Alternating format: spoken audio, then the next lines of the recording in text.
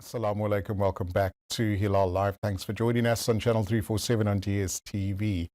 Been August, it's Women's Month, and we celebrate people that are doing extraordinary work in their various fields. And one such person that works in the NPO sector, but also assists our various communities, is Bahiesha Solomons of Thins on Wheels charity. Assalamu alaikum. Assalamu alaikum. Shukran for having me on. My pleasure. Happy Women's Month to you. Shukran. We celebrate people that are doing extraordinary work, and you're one of those people. I want to always acknowledge the work that you do, because I often see the posts on social media. I attend various events that you put on as well. But for those that don't know too much about Thins on Wheels and the wonderful work that you do in our communities, but let's bring it home closer to the work that you've done. We've had severe rains, storms, winds in Cape Town. What are some of the assistance that you've managed to provide? Okay, so by now everybody knows that the Western Cape has been declared a disaster zone. So obviously we had to change some of the things that we've done. The immediate assistance that was needed was sandbags to stop water coming into people's houses and properties. Right. We've done distribution of sandbags. Then we've also assisted with blankets, extra additional food parcels that was given out, as well as actually warm food, because some of the communities were so flooded that they actually couldn't make food. Right. So we went in there with food that's pre-packed and then handed out warm meals to everybody. We've done, normally for winter, we do 2 to 3 blanket drives. Okay, across the Western Cape. This year, however, because of the storms and stuff, we have to do more. Right. So on the 17th of August, we'll be participating in a partnership with Radio VOC. Okay. They'll be having a wellness day at the Parkwood Mosque out in retreat area. So they'll be doing free medical examinations. Nice. We'll be handing out hygiene packs, blankets. We'll be handing out some food as well. And obviously there'll be a vibe because the radio's there. Of course. Now, the areas that you've managed to provide assistance, what are some of those areas in the Western Cape? Okay, so near at home, because I live in Maitland, we always do where we live first. Things on Wheels is based in Maitland. And our founder member, Kamala Abbas, we first see to the people around us before we go out of the area. So we've done 6th Avenue informal settlement, 18th Avenue informal settlement. We have done Tafelsig, a few other areas in Mitchell's Plain. We have done Q Town, and there's a few other areas. We try to go to the area where they need it the most. Right. And how far does your reach stretch in the Western Cape? We go across the Western Cape. We stop in Mossel Bay. Wow, that's far. So we don't do it all the time. It depends on the projects that we're doing and the need of the community at any given time. Yeah. I think it's always important to hear what the community, from the community itself, what's needed, and then provide assistance, you know, upon, and also, how do you network with community leaders, other organizations? Yes. Things on Wheels, the way we operate is we'll find a community leader in a specific community, and then we'll speak to that person, because that person will know exactly who needs what in the area. Right. When we go into the area, we're not there to take over your area or anything. We deal directly with your leader, and they will explain to us who the family members are, what they need, if we can assist maybe in a different way instead of just for that. Like for instance, if we go there for a blanket drive, he might mention that some child needs school shoes or a uniform, and then obviously that will be added to the project. So it's better to work with a community member because they're down on the ground. We're not always on the ground. We're on the ground all the time. So it's across many communities. But if you're dealing with somebody that's in the community, you get 100% accuracy. And that is also important for us, because we have to do due diligence. Of course. Because obviously we are not government funded. That's it. We have to answer to sponsors, donors, to the public that donate every 5 cents. We need to operate in a way that is transparent and accountable, and that's very important to us. Speaking about donors as well, all of this takes a lot of money to manage, to assist where possible as well. How do you go out proactively looking for donors? Do donors come to you? We don't proactively go out and look for donors. It's very difficult to get donors on board, okay? Right. So what we do is we publicize the majority of what we do on our social media platforms. Okay. Then we will also speak to specific individuals in our different communities that own businesses. And, you know, business is not always good. So one month you do good, the next month you don't do so good. And those people are prepared to come on board and say, look, this month we can give you 5,000, next month we can only give you 1,000. But you know what? It all adds up. It all adds up. So yes, we've got a lot of family and we've got friends that donate.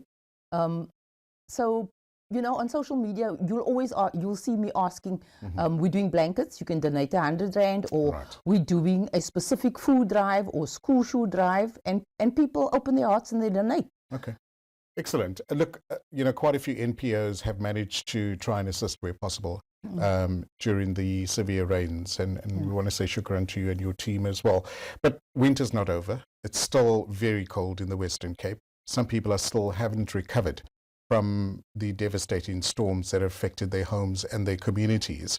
What are some of the other projects that you'll be getting? You mentioned the one that's happening very soon, but are there other ones that you will be participating in? We tend to get involved in all types of community projects.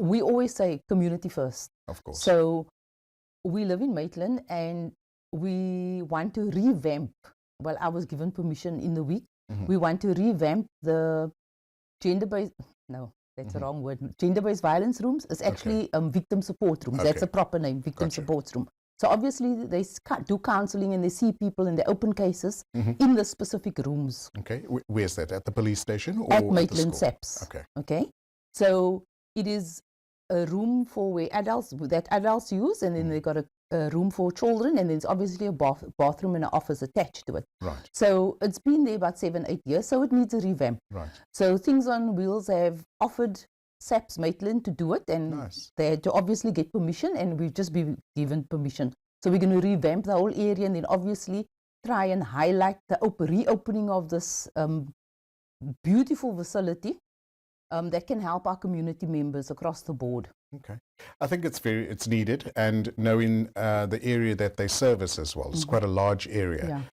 So that will definitely come in hand. What are some of the other projects you want to mention? Okay. Then we also got our annual dinner evening, which is normally in the first week of November. Don't hold me to that. We need to see the venues available. Right. At this event, we have about 800 to 1,000 people of the general public that buy tickets, as well as sponsors and donors. And then obviously we have food, Elegante, the best. Right. And then entertainment. That is our way of saying thank you to people that support us throughout the year.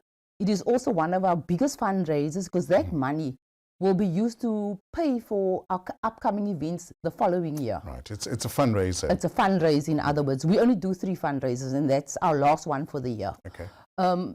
We need all the support we can get, because every 5 cents help. Of course. And the more you do social projects, the more money you need. Of course, yeah. Look, I mean, public always like to be made aware of how they can assist, how they can contribute. What are the best methods to contact you? Okay, the best methods is to go onto our social media platforms. Specifically Facebook is the easiest one, because everybody's got Facebook. So you go onto the page called Things on Wheels, one word. You'll see my telephone number and our founder member's number, Camilla Bas. Our phone numbers are there. You can email us, you can WhatsApp us, whatever suits you, and we'll get back to you. Okay. If you want to donate money, you'll also find our banking details there. You can just reference for what the money is, so that we use it for that specific project. Okay. Being, you know, quite a bit of assistance that's needed in the Western Cape, do you take on volunteers? Do you have a team that's sufficient enough? How does it work? Okay, so Things on Wheels, because we're not government funded, we don't have a lot of funding. We don't have a building where we base that. So we don't pay overheads. Okay. So I've got an office in my home, and Kamil's got an office in his home, and we got free storage space. And then we've got 2 drivers who we pay a salary, and that's the only 2 people that get paid. Everybody else is volunteers, our family members, our friends, our communities, students that want to job shadow and check what we do. We have a lot of students following us.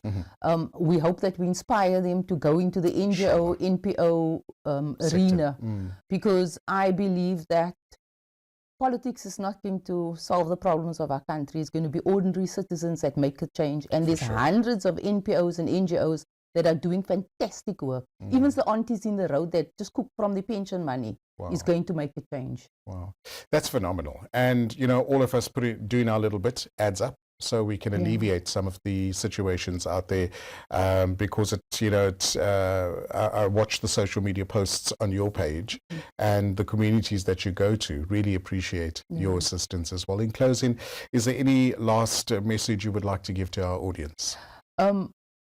I'd like to ask people, you know, the spirit of Ubuntu in South Africa is very famous all over the world.